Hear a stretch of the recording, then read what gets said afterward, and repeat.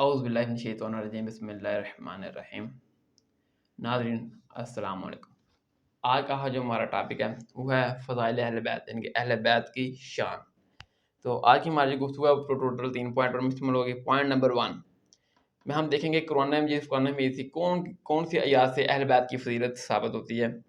Point number 2 اہل بیت کا لفظ اہل بیت کی اصطلاح کن کن لوگوں پر بولی جا سکتی ہے، یعنی کہ کون کون لوگ اہل بیت میں شامل ہیں نبی علیہ السلام کے۔ پوائنٹ نمبر 3 اہل بیت کی فضیلت میں جو احادیث ہیں وہ ہم دیکھیں گے، 6 احادیث ہیں، 2 اقوال ہیں، ٹوٹل 8 کو ہم ڈسکس کریں گے آج۔ تو پوائنٹ نمبر 1 جو ہے وہ سورہ شورا کی آیت نمبر 23، یہ سنی اور شیعہ دونوں گروہوں کے درمیان ایک بہت بڑی اس آیت کے اوپر اختلاف کیا جاتا ہے، وہ ہم دیکھتے ہیں۔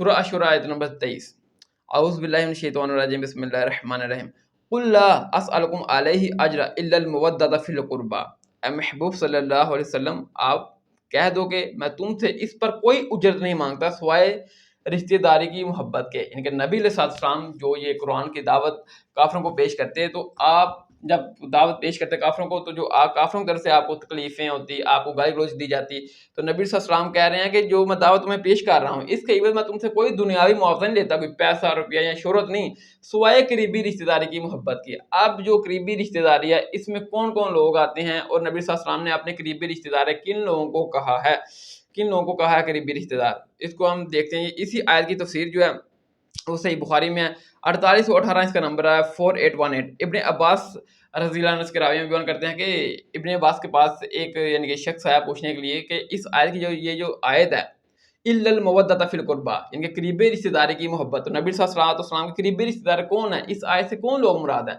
تو ابن عباس کے پاس ہی ایک تابعی بیٹھے ہوئے تھے سعید بن جبیر، انہوں نے کہا کہ اس سے مراد آل محمد ہے، یعنی کہ نبی صلی اللہ علیہ وسلم کی جو آل ہے، تو اس آیت سے وہ مراد ہیں کہ ان رشتہ داروں سے محبت کرو۔ تو ابن عباس نے کہا کہ نہیں سعید بن جبیر، تم نے اس کی تفسیر کرنے میں جلد بازی کی، قریش میں کوئی ایسی شاخ نہیں ہے جس میں نبی صلی اللہ علیہ وسلم کی رشتہ داری نہ ہو، بلکہ اس آیت سے مراد تو یہ ہے کہ نبی صلی اللہ علیہ وسلم ان کافروں کو یہ کہہ رہے ہیں کہ جو میں تمہیں یہ کہ قرآن کی دعوت دے رہا ہوں، دین کی تبلیغ کر رہا ہوں، اس کے عوض تم مجھ سے تکلیفیں کر، مجھے گالی گلوچ کر رہے ہو، برا بھلا کہہ رہے ہو، مجھے مار رہے ہو۔ تو کافروں کو نبی صلی اللہ علیہ وسلم یہ کہہ رہے ہیں کہ جو میرے اور تمہارے درمیان جو رشتہ داری ہے، اس رشتہ داری کا خیال رکھتے ہوئے تم میرے ساتھ صلہ رحمی کرو، حسن سلوک کرو، میرے ساتھ ظلم و ستم نہ کرو۔ تو ادھر اس آیت سے مراد کافر لوگ ہیں کہ کافروں اور نبی صلی اللہ علیہ وسلم کے درمیان جو رشتہ داری تھی، تو کافروں اس رشتہ داری سے مراد کافر لوگ ہیں جو اس آیت میں آیا ہے کہ کافروں کو نبی صلی اللہ علیہ وسلم نے کہا کہ جو میں تمہیں تبلیغ کی دعوت کر رہا ہوں، تم اس کے عوض مجھے تکلیفیں دے رہے ہو، مجھے گالی گلوچ کر رہے ہو، تو ایسا نہ کرو، کم از کم تم اس رشتہ داری کا خیال رکھو جو میرے اور تمہارے درمیان ہے، کہ میرے ساتھ حسن و سلوک کرو، ٹھیک ہے، دعوت کے عوض۔ تو قرآن مجید فرقان حمید کی اس آیت، یہ جو آیت ہے نا، اس سے مراد تو پرٹیکولر کافر ہی تھے، کافروں کی رشتہ داری جو نبی صلی اللہ علیہ وسلم سے تھی وہ مراد ہے قرآن مجید فرقان حمید کی اس آیت کی تفسیر میں صحیح بخاری کی حدیث کے تحت۔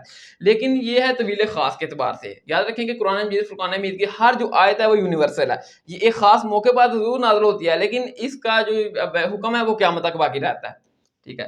تو اہل سنت ہو یا اہل شیعہ کے بڑے بڑے علماء اس آیت سے اجتہاداً اہل بیت کی فضیلت بھی ثابت کرتے ہوئے آئے ہیں۔ وہ کیسے؟ اجتہاداً طویل عام کے اعتبار سے۔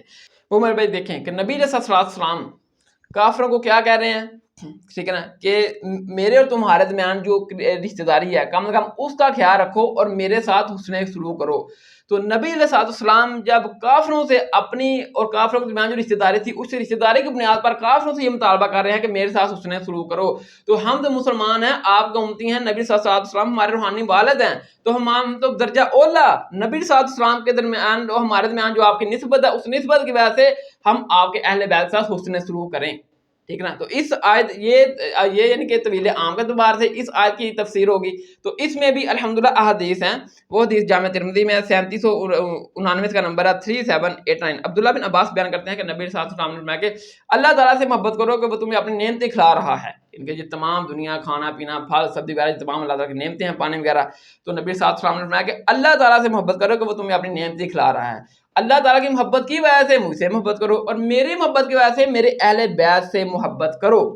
ٹھیک نا. تو اس طویل عام کے اعتبار سے اس آیت کی تفسیر بھی اس حدیث میں مل گئی کہ نبی صلی اللہ علیہ وسلم نے فرمایا کہ میری محبت کی وجہ سے میرے اہل بیت سے محبت کرو. تو اس آیت سے جو اجتہاداً ہمارے سنی شیعہ علماء لیتے آئے ہیں کہ جب نبی صلی اللہ علیہ وسلم کافروں سے مطالبہ کر رہے ہیں کہ میرے اور تمہارے درمیان جو قریبی رشتہ داری ہے اس رشتہ داری کا خیال رکھتے ہوئے میرے ساتھ حسن سلوک کرو, تو مسلمانوں کو درجہ اولا ہمارے جو نبی صلی اللہ علیہ وسلم کے ساتھ ایک نسبت ہے, ہم آپ کے امتی ہیں, نبی صلی اللہ علیہ وسلم ہمارے روحانی والد ہیں جی, جو آپ کے ساتھ ہماری نسبت ہے, اس نسبت کی وجہ سے درجہ اولا مسلمان تو آپ کے گھر والوں آپ کے اہل بیت سے محبت کریں اور حسن سلوک کریں. تو یہ طویل عام کے اعتبار سے آپ کے اہل بیت اس آیت میں شامل ہیں. اس آیت کی تفسیر میں وہ احادیث بھی ہیں, اور طویل خاص کے اعتبار سے اس سے مراد کافر لوگ تھے, ٹھیک ہے نا, جو کافروں کی اور نبی صلی اللہ علیہ وسلم کی رشتہ داری تھی. تو اس میں اب صحیح بخاری میں ایک ابو بکر کا قول بھی ہے 3751 عبداللہ بن عمر بیان کرتے ہیں کہ ابو بکر رضی اللہ تعالیٰ عنہ بیان کرتے ہیں کہ نبی علیہ السلام کی محبت آپ کے اہل بیت میں تلاش کرو. جو شخص نبی صلی اللہ علیہ وسلم کو خوش کرنا چاہتا ہے وہ آپ کے اہل بیت کو خوش کرے. یعنی کہ جو شخص نبی صلی اللہ علیہ وسلم سے محبت کا دعویٰ کرتا ہے وہ آپ کے اہل بیت سے بھی محبت کرے. نبی صلی اللہ علیہ وسلم سے تو محبت ہر مسلمان کا ایک فردی اور ایمان کا حصہ ہے, فرض ہے اور ایمان کا حصہ ہے. جیسے مشکات میں 7 نمبر حدیث ہے, انس رضی اللہ عنہ بیان کرتے ہیں کہ نبی صلی اللہ علیہ وسلم نے فرمایا کہ تم میں سے کوئی بھی شخص اس وقت تک مومن نہیں ہو سکتا جب تک میں اس کو, اس کے والد, اس کی اولاد اور تمام تر جو دنیا میں عزیز لوگ ہیں ان سے زیادہ محبوب نہ ہو جاؤں. جب نبی علیہ السلام کی محبت ہمارے ایمان کا حصہ ہے تو نبی صلی اللہ علیہ وسلم کی نسبت کی وجہ سے اہل بیت کی محبت بھی ہمارے ایمان کا حصہ ہے, کیونکہ نبی صلی اللہ علیہ وسلم نے فرمایا کہ میری محبت کی وجہ سے میرے اہل بیت سے محبت کرو. ٹھیک ہے.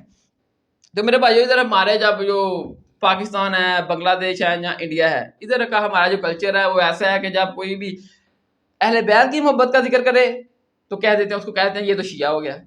جب کوئی نبی علیہ السلام کی محبت کا اظہار کرے تو کہتے ہیں یہ تو بریلوی ہو گیا. جب کوئی صحابہ کی محبت کی بات کرے تو کہتے ہیں یہ تو دیوبندی ہو گیا. جب کوئی شخص قرآن و سنت کو اتھارٹی مانے اور اس کے مقابلے میں کوئی بھی بات ہو کسی بڑے سے بڑے بزرگ یا پیر کو اس کو ریجیکٹ کر دے اور اللہ تعالیٰ کے مقابلے میں کسی کو جو خالق کی صفت ہے وہ مخلوق میں ماننے کے لیے تیار نہ ہو تو اس کو کہتے ہیں یہ تو وہابی ہو گیا. تو اس میں ایک قول ہے بہت بڑے امام اہل سنت کے, امام اہل سنت سیدنا امام محمد بن ادریس الشافعی المتوفی 204 ہجری, انہوں نے جب اہل بیت کی شان بیان کرنا شروع کی نا تو ناسبی بہت تھے ان لوگوں میں, ان دنوں میں ناسبی اور یزیدی ملے بہت تھے. تو ان ناسبی اور یزیدی ملوں نے کہنا شروع کر دیا یہ تو رافضی ہو گئے ہیں, یہ تو ان کے اہل بیت کی شان بیان کرتے ہیں, یہ تو رافضی ہیں. انہوں نے پھر ایک جملہ کہا, انہوں نے کہا کہ یاد رکھو اگر اہل بیت کی محبت کا نام ہونا رافضیت ہے تو تمام جنوں انس گواہ ہو جاؤ کہ میں رافضی ہوں. ٹھیک ہے. اور آج کے دور میں اگر وہ ہوتے تو میں کہتا حضور یہ تھوڑا اور ایڈنگ کرو, اور یہ بھی ساتھ کہہ دو کہ اگر نبی علیہ السلام کی محبت رکھنا ان کا نام بریلویت ہے تو تمام جنوں انس گواہ ہو جاؤ کہ میں بریلوی ہوں. اگر صحابہ کی محبت کا نام دیوبندی ہے تو تمام جنوں انس گواہ ہو جاؤ کہ میں دیوبندی ہوں. اگر کتاب و سنت کے مقابلے میں کسی بڑے سے بڑے امام پیر کی جو بات آئی اس کو ریجیکٹ کر دینا اور اللہ تعالیٰ کے مقابلے میں کسی اور ہستی کو لا کر کھڑا نہ کرنے کا نام اہل حدیث ہے, وہابی ہے, تو تمام جنہوں سے گواہ ہو جاؤ کہ میں اہل حدیث ہوں, وہابی ہوں. ٹھیک ہے.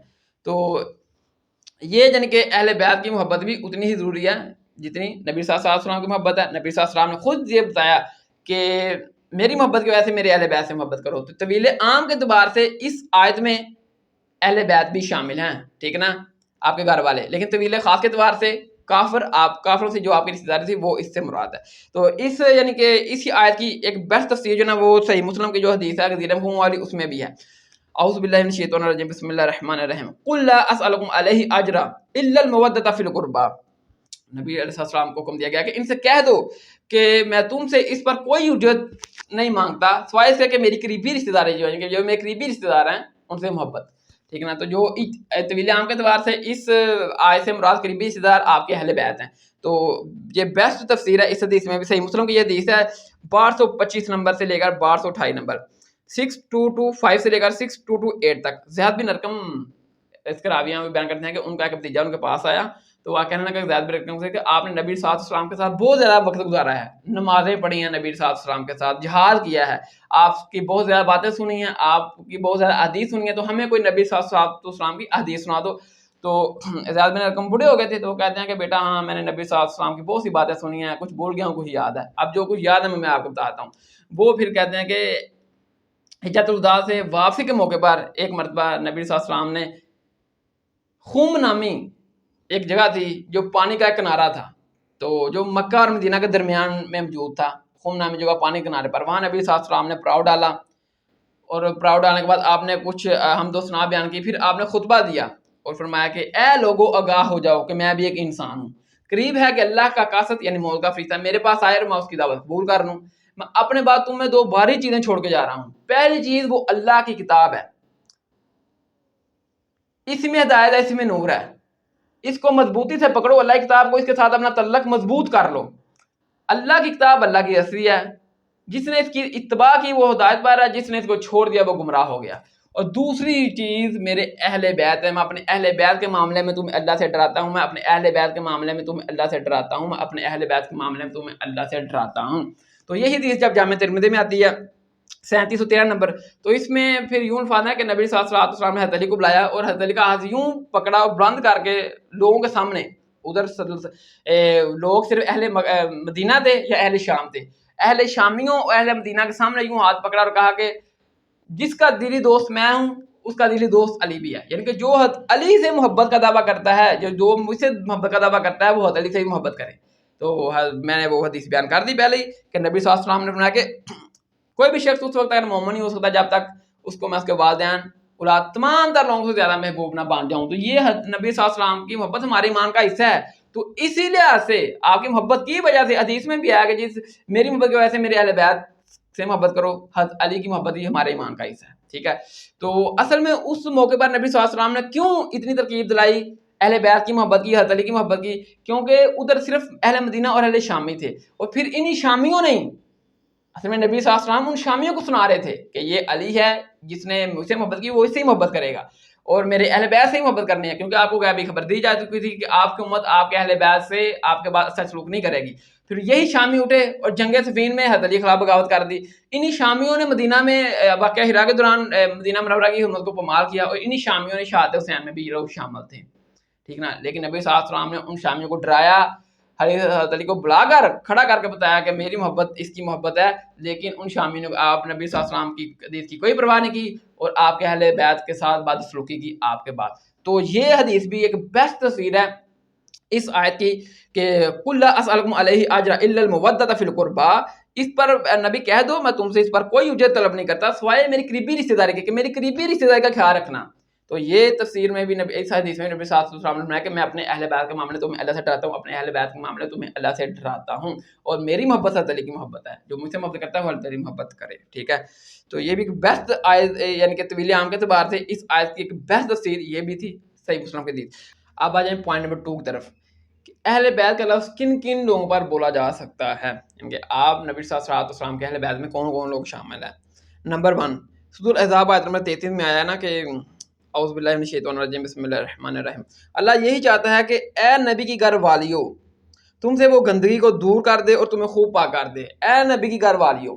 تو ادھر اہل البیت سے مراد نبی صلی اللہ علیہ وسلم کی بیویاں ہیں، ٹھیک ہے نا۔ پوائنٹ نمبر 2 یہ حدیث صحیح مسلم میں ہے 1225 کا نمبر ہے 6225، زیاد بن ارقم اس کے راوی ہیں کہ وہ غدیر خون والی حدیث ہے کہ نبی صلی اللہ علیہ وسلم نے فرمایا کہ میں اپنے باتوں میں 2 چیزیں چھوڑ کے جا رہا ہوں، پہلی چیز اللہ کی کتاب ہے اور دوسری چیز میرے اہل بیت ہے، میں اپنے اہل بیت کے معاملے میں تمہیں اللہ سے ڈراتا ہوں۔ تو اس حدیث میں وہ زیاد بن ارقم جو بھتیجے تھے وہ پوچھتے ہیں کہ آپ کے اہل البیت میں کون لوگ شامل ہیں، ان کے بارے میں، ان کے نبی صلی اللہ علیہ وسلم نے بیان کیا کہ میں اپنے اہل بیت کے معاملے میں تمہیں اللہ سے ڈراتا ہوں۔ تو ادھر اہل البیت سے کون کون لوگ مراد ہیں، تو زیاد بن ارقم بیان کرتے ہیں کہ نبی صلی اللہ علیہ وسلم کی بیویاں اور آپ کی بیویوں کے بعد ہر وہ شخص اہل البیت میں شامل ہے نبی صلی اللہ علیہ وسلم کے بعد جن پر صدقہ حرام کر دیا گیا ہے۔ وہ کون لوگ ہیں؟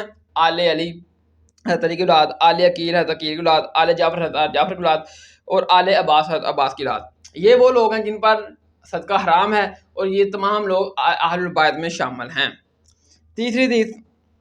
تیسرا پوائنٹ صحیح مسلم میں حدیث ہے 1261 کا نمبر ہے 6261، عائشہ بیان کرتی ہیں کہ ایک روز نبی صلی اللہ علیہ وسلم صبح گھر سے باہر نکلے، آپ کے پاس ایک نقش و نگار والی موٹی چادر تھی، تو نبی صلی اللہ علیہ وسلم نے اس چادر کے نیچے سیدہ فاطمہ زہرا سلام اللہ علیہ کو لیا، حضور مولا علیہ السلام کو لیا، امام حسین علیہ السلام کو لیا، امام حسن علیہ السلام کو لیا، اور کہا یا اللہ یہ میرے اہل البیت ہیں۔ پھر آپ نے یہ آیت تلاوت کی سورۃ الاحزاب کی آیت نمبر 33 اللہ یہی چاہتا ہے کہ اے نبی گھر والیو تم سے وہ گندی کو دور کر دے, تمہیں خوب پاک صاف کر دے. تو اس آیت کے کنٹیکسٹ میں اس آیت کو جو طویل خاص کے اعتبار سے تو اس آیت میں صرف نبی کی بیویاں شامل ہیں, لیکن طویل عام کے اعتبار سے اس حدیث کے تحت صحیح مسلم 6261 کے تحت نبی صلی اللہ علیہ وسلم نے ان 4 ہستیوں کو بھی اس طویل عام کے اعتبار سے اہل البیت میں شامل کیا, حضرت علی, فاطمہ, حسن و حسین علیہ السلام اجمعین. تو یہ لوگ بھی اہل البیت میں شامل ہیں. ٹھیک ہے, یہ 4 ہستیاں اور نبی صلی اللہ علیہ وسلم پاک 5, تو اس سے نکلا ہے 5 تن پاک. ٹھیک ہے, تو پوائنٹ نمبر 4, یہ حدیث مشکات میں 1149 کا نمبر ہے. اسامہ بن زید جو نا وہ نبی صلی اللہ علیہ وسلم کے بہت لاڈلے تھے. ٹھیک ہے نا, تو نبی صلی اللہ علیہ وسلم ایک اپنی ران پر اسامہ بن زید کو اٹھاتے, ایک اپنی ران پر امام حسن کو اٹھاتے اور کہتے یا اللہ میں ان دونوں سے محبت کرتا, تو بھی ان دونوں سے محبت کر. تو اسامہ بن زید جو نا وہ اتنے نبی صلی اللہ علیہ وسلم کے قریبی تھے کہ مشکات میں آتا ہے 1151 میں 6151 میں کہ نبی اسامہ بن زید کو زیاد بن محمد کہہ کر بلانے لگے تھے لوگ. اتنی محبت نبی صلی اللہ علیہ وسلم اسامہ بن زید سے فرماتے تھے کہ نبی صلی اللہ علیہ وسلم کی یہ بیٹی ہیں زیاد بن محمد. تو اس اعتبار سے اسامہ بھی اہل بیت میں شامل ہے, اور بھی دیگر صحابہ اس طرح ملتا ہے کہ وہ اہل بیت میں نبی صلی اللہ علیہ وسلم نے ان کو شامل کیا. ٹھیک ہے, تو لہٰذا یہ 4 پوائنٹوں میں نبی صلی اللہ علیہ وسلم کی بیویاں اہل بیت میں شامل ہیں, آل جعفر, آل علی, آل عقیل, آل عباس, اور نبی صلی اللہ علیہ وسلم نے خاص طور پر امام حسن, حسین, فاطمہ, علی رضی اللہ تعالیٰ عنہ کو بھی اہل بیت میں شامل کیا. اس کے بعد دیگر صحابہ جیسے اسامہ بن زید کا ذکر ملا ہے. ٹھیک ہے, تو اب آ جائیں چوتھا پوائنٹ. اس میں 6 احادیث ہیں اور 2 اقوال ہیں, تو ٹوٹل میں اگر 8 بنے تو یہ اہل بیت کی فضیلت میں, اہل بیت کی شان میں. پہلی حدیث صحیح مسلم میں 6225 اس کا نمبر ہے, 1225. زیاد بن ارقم اس کے راوی ہیں, وہ بیان کرتے ہیں کہ ان کا بھتیجا جو ہے نا وہ ان کے پاس آ کر کہنے لگا کہ زیاد بن ارقم سے آپ نے نبی صلی اللہ علیہ وسلم کے ساتھ بہت زیادہ وقت گزارا, بہت ساری باتیں سنی, آپ کے ساتھ جہاد کیا, نمازیں پڑھی آپ نبی صلی اللہ علیہ وسلم کے ساتھ مل کر, تو ہمیں کوئی نبی صلی اللہ علیہ وسلم کی احادیث سنائیں. انہوں نے کہا بیٹا میں نے نبی صلی اللہ علیہ وسلم سے بہت سی باتیں سنی, بہت سا وقت گزارا, تو کچھ احادیث میں بھول گیا ہوں, کچھ مجھے یاد ہے, جو یاد ہے وہ میں آپ کو بتا دیتا ہوں. تو وہ بیان کرتے ہیں کہ ایک مرتبہ حجۃ الوداع کے موقع پر, واپسی کے موقع پر, خم نامی ایک جگہ تھی جو پانی کے کنارے پر تھی. ٹھیک ہے نا, جو مدینہ اور مکہ کے درمیان وہ جگہ واقع ہے, خم نامی پانی کے کنارے پر. وہاں نبی صلی اللہ علیہ وسلم نے ٹھہراؤ کیا, وہاں آپ کا پلان لگایا گیا, وہاں آپ نے پہلے خطبہ دیا, اللہ کی حمد و ثنا بیان کی, پھر کہا کہ اے لوگو آگاہ ہو جاؤ کہ میں بھی ایک انسان ہوں, قریب ہے کہ اللہ کا قاصد یعنی موت کا فرشتہ میرے پاس آئے اور میں اس کی دعوت قبول کر لوں. میں اپنے بعد تم میں 2 باری چیزیں چھوڑ کر جا رہا ہوں, ان میں سے پہلی چیز اللہ کی کتاب ہے, اسی میں ہدایت ہے, اسی میں نور ہے, اس کو مضبوطی سے پکڑو, اس سے اپنا تعلق مضبوط کرو. اللہ کی کتاب اللہ کی رسی ہے, جس نے اس کی اتباع کی وہ ہدایت پر ہے, جس نے اس کو چھوڑ دیا وہ گمراہ ہو گیا. اور دوسری باری چیز میرے اہل بیت ہے, میں اپنے اہل بیت کے معاملے میں تمہیں اللہ سے ڈراتا ہوں, میں اہل بیت کے معاملے میں تمہیں اللہ سے ڈراتا ہوں, میں اپنے اہل بیت کے معاملے میں تمہیں اللہ سے ڈراتا ہوں. تو یہی ترجمہ جامع ترمذی میں آتا ہے. ٹھیک ہے نا, تو ادھر پھر نبی صلی اللہ علیہ وسلم نے حضرت علی کا یوں ہاتھ پکڑا, بلند کیا لوگوں کے سامنے, اور کہا کہ جو مجھ سے محبت کا دعویٰ رکھتا ہے وہ حضرت علی سے بھی محبت کا دعویٰ رکھے, یعنی کہ من کنت مولا فاز علی مولا, جس کا دلی دوست میں ہوں اس کا دلی محبوب حضرت علی ہیں. جو شخص نبی صلی اللہ علیہ وسلم سے محبت کا دعویٰ کرتا ہے وہ حضرت علی سے بھی لازماً محبت کرے, کیونکہ نبی صلی اللہ علیہ وسلم سے محبت ہمارے ایمان کا حصہ ہے. وہ مشکات میں حدیث ہے, 7 انس بیان کرتے ہیں کہ نبی صلی اللہ علیہ وسلم نے کہ کوئی بھی شخص اس وقت تک مومن نہیں بن سکتا جب تک میں اس کو, اس کی اولاد, اس کے والدین, اس کے تمام طور جو دنیاوی رشتے ہیں ان سب سے بڑھ کر محبوب نہ ہو جاؤں. تو نبی صلی اللہ علیہ وسلم کی جو محبت ہے وہ ہمارے ایمان کا حصہ ہے. تو نبی صلی اللہ علیہ وسلم نے پھر کہا کہ جو مجھ سے محبت کرتا ہے وہ حضرت علی سے محبت کرے, تو حضرت علی سے بھی محبت ہمارے ایمان کا حصہ ہے اہل بیت کے معاملے میں. تو نبی صلی اللہ علیہ وسلم نے ادھر فرمایا کہ علی سے محبت کرو, اور میں اپنے اہل بیت کے معاملے میں تمہیں اللہ سے ڈراتا ہوں, کیونکہ ادھر صرف شامی رہ گئے تھے اور اہل مدینہ رہ گئے تھے, اور انہی شامیوں کو نبی صلی اللہ علیہ وسلم خاص طور پر سنا رہے تھے. پھر انہی شامیوں نے بات نہیں مانی نبی صلی اللہ علیہ وسلم کی, انہی شامیوں نے حضرت علی کے خلاف جنگ صفین میں بغاوت کی, انہی شامیوں نے واقعہ ہرا میں یہ شامل تھے, انہی شامیوں نے امام حسین علیہ السلام کو شہید کیا. نبی صلی اللہ علیہ وسلم انہی شامی کو ڈرا رہے تھے کہ تمہیں اللہ کے معاملے, اہل بیت کے معاملے میں اللہ سے ڈراتا ہوں, لیکن یہ لوگ نہ اللہ سے ڈرے نہ انہوں نے نبی صلی اللہ علیہ وسلم کی بات کی پرواہ کی. جنگ صفین میں انہی شامیوں نے حضرت علی کے خلاف بغاوت کی, امام حسین کو شہید کیا. مدینہ میں انہوں نے وہ مدینہ کی حرمت کو پامال کیا. ٹھیک ہے, تو لیکن یہ لوگ بات نہیں آئے. تو یہ بھی یہ پہلی حدیث تھی. دوسری حدیث جو نا وہ جامع ترمذی میں 3799 کا نمبر ہے 3789. سیدنا عبداللہ بن عباس بیان کرتے ہیں کہ نبی صلی اللہ علیہ وسلم نے کہ اللہ سے محبت کرو کہ وہ اللہ تمہیں اپنی نعمتیں کھلا رہا ہے, جتنے بھی پانی ہے, پھل ہیں, سبزیاں, تمام اللہ کی نعمتیں جو ہم انسان کھا رہے ہیں. اللہ سے محبت کرو کہ وہ تمہیں اپنی نعمتیں کھلا رہا ہے, اللہ کی محبت کی وجہ سے مجھ سے محبت کرو اور میری محبت کی وجہ سے میرے اہل بیت سے محبت کرو. نبی صلی اللہ علیہ وسلم کہا میری محبت کی وجہ سے اہل بیت سے محبت کرو. ٹھیک ہے. اسی میں ایک کول بھی ہے صحیح بخاری میں 3751 عبداللہ بن عمر اس کے راوی میں بیان کرتے ہیں کہ سیدنا ابو بکر نے رضی اللہ عنہ بیان کرتے ہیں کہ نبی علیہ السلام کی محبت آپ کے اہل بیت میں تلاش کرو. نبی صلی اللہ علیہ وسلم سے محبت کرنا چاہتے ہو تو آپ کے اہل بیت سے محبت کرو. نبی صلی اللہ علیہ وسلم کی محبت ہر مسلمان پر فرض ہے. مشکات میں دیکھا نا 7 نمبر کہ نبی صلی اللہ علیہ وسلم نے بنایا کہ تم میں سے کوئی شخص اس وقت مومن نہیں ہو سکتا جب تک میں اسے اس کے والد اس کی اولاد اور تمام تر دنیاوی رشتوں سے اس کو زیادہ عزیز نہ ہو جاؤں. تو نبی صلی اللہ علیہ وسلم نے بنایا کہ ابو بکر نے کہا کہ نبی صلی اللہ علیہ وسلم کی محبت آپ کے اہل بیت میں تلاش کرو. تو لہٰذا اہل بیت کی محبت بھی تمام تر دنیاوی چیزوں اور رشتوں سے عزیز ہونی چاہیے. اگر نبی صلی اللہ علیہ وسلم سے محبت کا دعویٰ رکھتے ہو تو پھر اہل بیت سے بھی محبت کرنی ہے, حضرت علی سے بھی محبت کرنی ہے, کیونکہ ایک دیر خم پر نبی صلی اللہ علیہ وسلم کا کہا جس کا دلی دوست میں ہوں اس کا دلی دوست علی بھی ہے. تو لہٰذا جو شخص نبی صلی اللہ علیہ وسلم سے محبت رکھنے کا دعویٰ کرتا ہے وہ یقیناً اہل بیت حضرت علی سے محبت رکھے گا, پھر ان کا ایمان مکمل ہوگا. ٹھیک ہے, کیونکہ نبی صلی اللہ علیہ وسلم کی محبت مسلمان کے ایمان کا حصہ ہے. چوتھی حدیث جامع ترمذی میں 2154 کا نمبر ہے 2154. سیدہ عائشہ اس کی راوی میں بیان کرتی ہے کہ نبی صلی اللہ علیہ وسلم نے اللہ تعالیٰ اور اس کے ہر نبی نے جتنے بھی پیغمبر آدم علیہ السلام سے لے کر نبی صلی اللہ علیہ وسلم تک آئے ہیں, اللہ تعالیٰ اور اس کے ہر نبی نے 6 قسم کے لوگوں پر لعنت فرمائی ہے. ان میں سے ایک وہ ہے جو اہل بیت کی حرمتی کرے, بے حرمتی کرے. نبی صلی اللہ علیہ وسلم نے ان میں سے ایک وہ ہے جو میرے اہل بیت کی بے حرمتی کرے, ان پر اللہ کی لعنت اور اللہ کے ہر رسول اور نبی کی لعنت ہے. ٹھیک ہے نا. تو جن لوگوں نے حضرت علی کو تکلیفیں دیں, حضرت علی کے اوپر 60 سال تک وہ سب و شتم گالی گلوچ دلواتے رہے ممبروں کے اوپر, تو ایٹومیٹکلی لعنت کا قرار ٹھہرے اس حدیث کے تحت ہر نبی کی اللہ تعالیٰ کی, کیونکہ قرآن میں ہے نا کہ جھوٹوں پر اللہ کی لعنت, تو جو بندہ جھوٹ بولے گا وہ ایٹومیٹکلی لعنت کا مستحق ہو جائے گا. ہمیں کہنے کی ضرورت نہیں ہے کہ جھوٹ بول رہا ہے اس پر اللہ کی لعنت ہے, قرآن میں آ گیا ہے لعنت اللہ علی الکاذبین, تو جھوٹ پر اللہ کی لعنت ہے. جو شخص جھوٹ بولے گا ایٹومیٹکلی اللہ تعالیٰ کی لعنت کا مستحق بن جائے گا, اس کو کہنے کی ضرورت نہیں ہے. تو جن لوگوں نے اہل بیت کو تکلیف دی, حضرت علی کو تکلیف دی, آپ کے اوپر سب و شتم گائے گلوچ دلواتے رہے ممبروں کے اوپر, امام حسین کو شہید کیا, امام حسن کو تکلیفیں دے کر رکھی, وہ لوگ ایٹومیٹکلی اس حدیث کے تحت انہوں نے اہل بیت کی حرمت کی اور اللہ کی اور ہر نبی اور رسول کی لعنت کے حقدار ٹھہرے. ہمیں کہنے کی ضرورت نہیں ہے بائی نیم کسی کے اوپر لعنت کرنے کی ضرورت نہیں ہے, نہ میں بائی نیم یزید کے اوپر لعنت کرتا ہوں, وہ ایٹومیٹکلی اللہ کی اور ہر نبی کی لعنت کا مستحق ٹھہرا. ٹھیک ہے نا. اور ہر وہ شخص جو اشاعت حسین میں شامل تھا کسی بھی طریقے سے, وہ اہل بیت کی وہ اس نے بے حرمتی کی اور وہ اللہ کے اور اللہ کے ہر رسول اور نبی کی لعنت کا مستحق ٹھہرا. ہمیں بائی نیم کسی کو اور لعنت کرنے کی ضرورت نہیں ہے. ٹھیک ہے نا. نہ میں نہیں کرتا, کوئی کرے تو میں اس کو روکتا نہیں, یہ اس کا اور اللہ کا معاملہ ہے.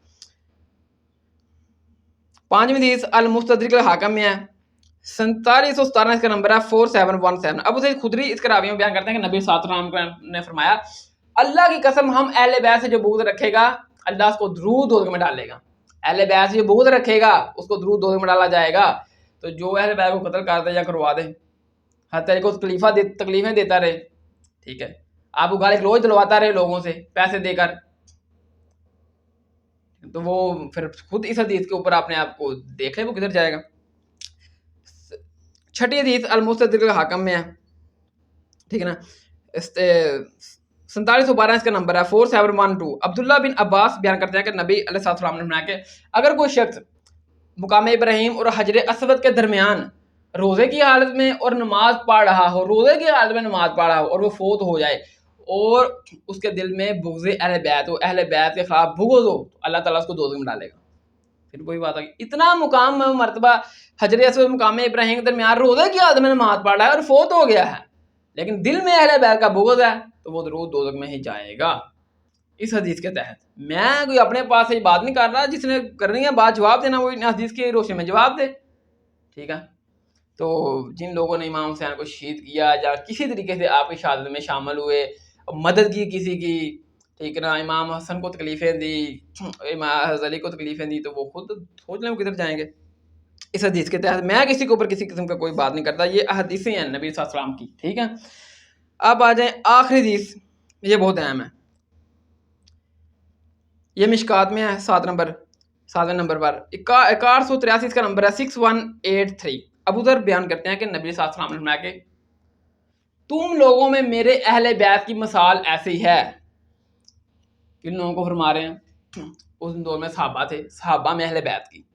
अहले बैत में मैंने बयान कर दिया, हज़रत अली, हसन हुसैन, फातिमा और दीगर लोग शामिल हैं। नबी सल्लल्लाहु अलैहि वसल्लम ने फरमाया कि तुम लोगों में मेरे अहले बैत की मिसाल कश्ती नूह की तरह है। जो कश्ती नूह में बैठ गया वो निजात पा गया, और जो इससे रह गया वो हलाक हो गया। दो टोक बात है, तीसरी गल कोई।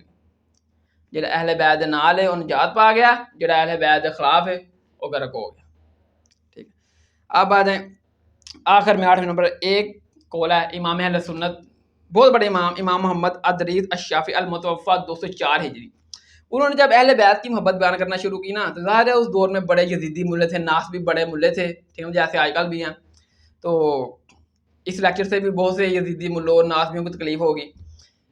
तो उन्होंने ना कहा कि ये तो यानी कि सहाबा गुस्ताख हैं, ये तो राफियत हो गए हैं, राफी। इमाम मोहम्मद अदरीस शाफी को ये तो राफी हो गए हैं।